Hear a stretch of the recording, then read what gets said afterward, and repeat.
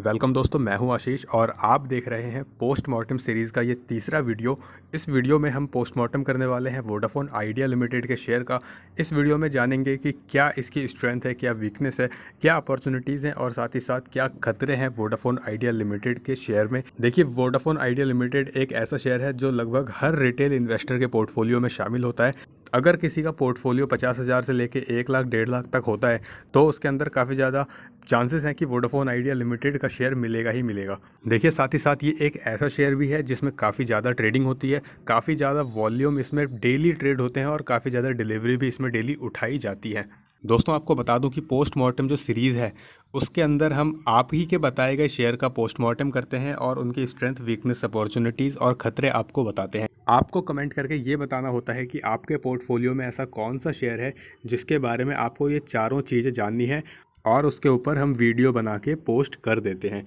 तो चलिए इस वीडियो को करते हैं शुरू। सबसे पहले जानेंगे स्ट्रेंथ को। देखिए, अगर वोडाफोन आइडिया लिमिटेड की बात करें तो 4 ही स्ट्रेंथ इसके अंदर नज़र आती हैं। पहला स्ट्रेंथ है, अगर क्वार्टर ऑन क्वार्टर बेसिस पे देखें तो नेट प्रॉफिट बढ़ रहा है, साथ ही साथ प्रॉफिट का जो मार्जिन है वो भी बढ़ रहा है। तो ये एक स्ट्रेंथ है कि आगे चल के प्रॉफिट में इंक्रीजमेंट देखने को मिलेगा। देखिए, कंपनी के जो प्रमोटर होते हैं ना, अगर वो अपनी होल्डिंग्स को मार्केट में गिरवी नहीं रखते हैं, प्लेस नहीं रखते हैं, तो इसको काफ़ी ज़्यादा अप्रिसिएट किया जाता है। और कुछ ऐसा ही वोडाफोन आइडिया लिमिटेड के प्रमोटर्स के साथ भी है। इन्होंने अपनी कोई भी होल्डिंग को मार्केट में प्लेस नहीं रखा हुआ है, गिरवी नहीं रखा हुआ है। तीसरा पॉइंट है, stock gained more than 20% in a month. पिछले अगर एक महीने की बात करें तो 20% से ज़्यादा के रिटर्न वोडाफोन आइडिया लिमिटेड दे चुका है।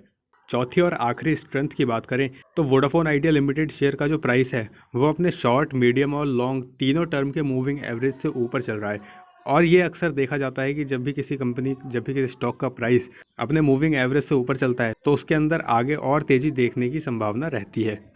देखिए, 4 स्ट्रेंथ हैं और वीकनेस की संख्या कहीं ज़्यादा है, लगभग 4 गुना ज़्यादा वीकनेस है अगर स्ट्रेंथ से कंपेयर करें तो।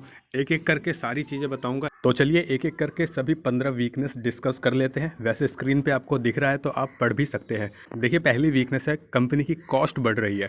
इनका जो बिजनेस है टेलीकॉम का, उसको ऑपरेट करने में जो कि बिल्कुल भी एक्सेप्टेबल नहीं होती है। दूसरा पॉइंट है, जो म्यूचुअल फंड्स हैं वो अपनी शेयर होल्डिंग लगातार कम कर रहे हैं। अगर पिछले क्वार्टर में देखें तो म्यूचुअल फंड्स की जो होल्डिंग है वो डिक्रीज़ हुई है। देखिए, कंपनी के पास जो कैपिटल है उसको ये लोग ठीक से यूज़ नहीं कर पा रहे हैं प्रॉफिट को जनरेट करने के लिए, और प्रॉफिट पिछले 2 सालों से लगातार गिर रहा है। Inefficient use of capital to generate profit. उसके बाद जो शेयर होल्डर्स का फंड होता है, जो आप लोग पैसा इसमें इन्वेस्ट करते हैं, वहाँ से जो इनके पास पैसा आता है उसको भी ये लोग ठीक से यूज़ नहीं कर पा रहे हैं, जिसकी बदौलत रिटर्न ऑन इक्विटी डिक्लाइन हुआ है पिछले 2 सालों में। उसके बाद वोडाफोन आइडिया लिमिटेड अपने एसेट्स को ठीक से यूज़ नहीं कर पा रहे हैं प्रॉफिट जनरेट करने के लिए। रिटर्न ऑन एसेट भी डिक्लाइन हुआ है पिछले 2 सालों में। देखिए, कंपनी को रेड फ्लैग दिया गया है, क्रेडिट रेटिंग एजेंसियों ने इनको डाउनग्रेड किया है। नेक्स्ट वीकनेस की बात करें तो इनका जो कोर बिजनेस है ना, टेलीकॉम का बिजनेस, वहाँ से काफ़ी कम इनको कैश जनरेट हो रहा है और इसका असर इनको कैश फ्लो स्टेटमेंट पे देखने को मिल रहा है। पिछले 2 सालों से इनका कैश फ्लो कम हुआ है। अगर ईयर ऑन ईयर बेसिस पे देखें तो क्वार्टरली नेट प्रॉफिट भी डिक्लाइन हुआ है। नेक्स्ट वीकनेस है, decline in quarterly net profit with falling profit margin. Profit कम हुआ है, साथ ही साथ जो मार्जिन है वो भी कम हुआ है अगर साल दर साल के नज़रिए से देखें। नेक्स्ट पॉइंट है, company with high debt. Company के पास काफ़ी ज़्यादा कर्जा है और कर्जे वाली कंपनी को मार्केट कभी एक्सेप्ट नहीं करता है।